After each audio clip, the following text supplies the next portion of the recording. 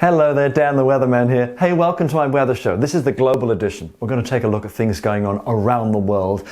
The big story this past week, of course, has been heat for the Northern Hemisphere. All-time records in many places across Europe, North America, more of the same, and it's literally just continues. You know, you look at the temperatures over the past week, that blood red, that rusty dark color, and in some places the white, the heat to parts of Europe. Temperatures well in excess of 40 degrees, some places even getting close to 50 degrees. It does continue, and of course all the volatility and all the extremes is down to the jet stream. But as we see the temperatures much warmer than normal, this is what we call the anomalies, where you see that red or that rusty color, temperatures are well above. And as we've been seeing with, of course, the warming planet, places in the higher latitudes have just been off the scale.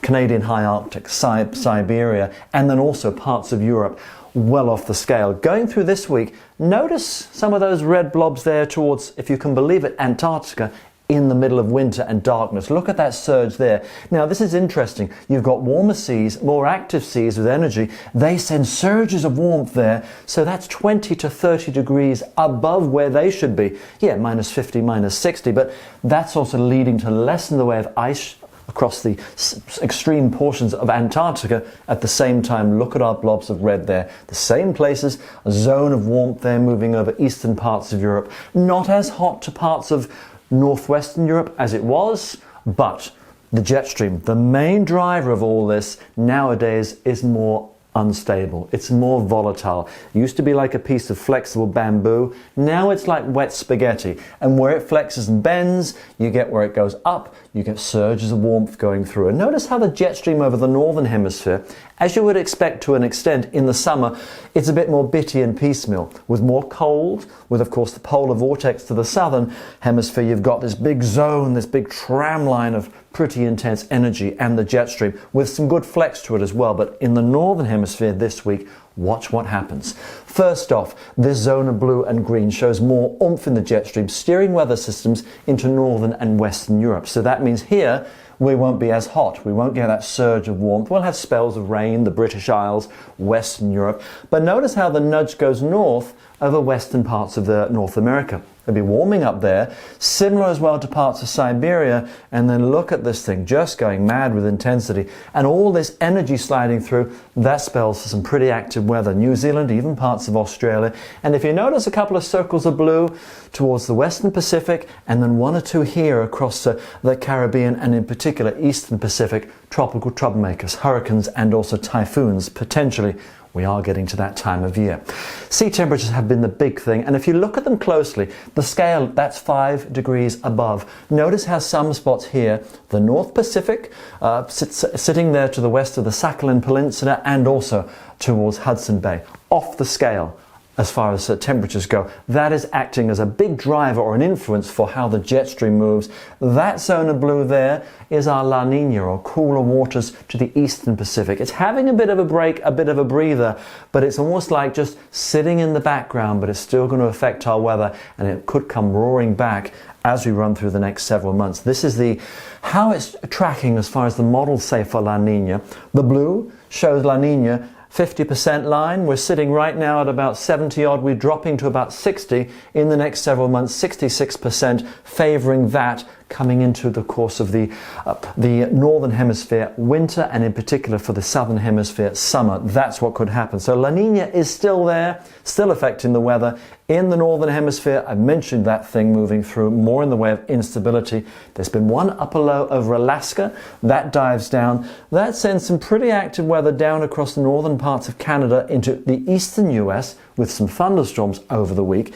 Big ridge, warmth further west, and notice all that energy there sliding into western parts of Europe. That could be some more storms, but not as hot over the course of this week. This is how it looks then over the US. Notice one storm there. One thing you'll notice, we are getting into the business end, of course, of the hurricane season, and notice how things over the course of the week are pretty quiet over the Atlantic basin. Nothing thus far, and you're probably wondering what's going on.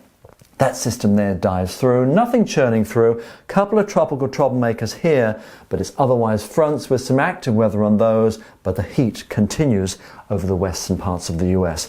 One reason why we could not be right now seeing some of the tropical troublemakers is because of Saharan dust. That big zone of red there, that's South America, that's Africa. So if you have a big high sitting over parts of Europe that's pumped up all the warm air, that also is bigger. That picks up dust in the Saharan desert and pushes it into the Atlantic. That chokes off any of these developing tropical troublemakers coming off the coast of Africa. So that could be one reason why right now things are fairly quiet, but that can change, particularly as we get to the business end of the hurricane season over the next several weeks.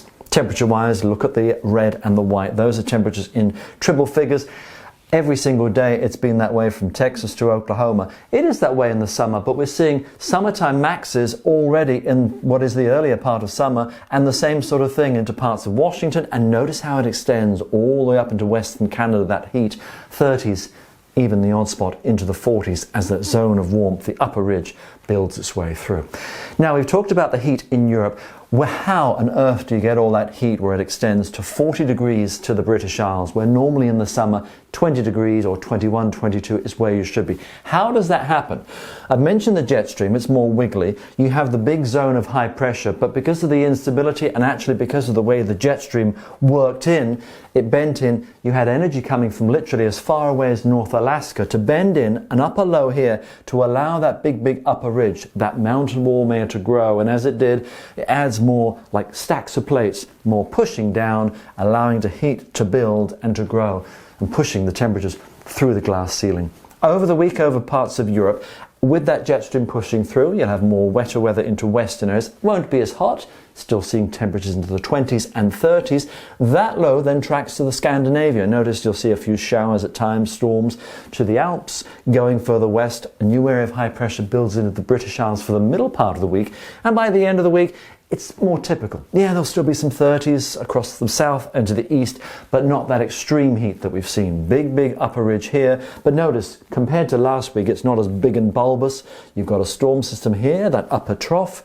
That dives its way through over the later parts of the week, and then another one here comes through. So the weather is a bit more typical of sorts, but there is still some heat. Notice some spots to Spain and to the south and east of Europe, well into the 30s. There could be a few spots getting close to 40 here, but further north as the Atlantic air comes in, places like Britain and northern parts of Europe, more into the 20s over the week as that cooler Atlantic air spreads its way in. And looking at things down under, still got some very active weather on the jet stream. That's New Zealand. Look at that wound up low. The seas around New Zealand and Australia still well above normal. That acts as fuel, and check this thing out. Because you've got the weakening La Nina, it's still sitting there in the atmosphere, it just favors weather systems to sit and cut off or swirl or spin their wheels stuck in the mud, and that's exactly what happens. And that dumps a lot of rain to New Zealand over the week. Australia, at least it's quieter for you. You've got passing high pressure, a few showers, parts of New South Wales on the coast, and also to Victoria. Check out all that rain there to New Zealand, well in excess of 100 millimetres where you see the purple. Much quieter there to parts of Australia. There is a lot going on, but that's the weather for now.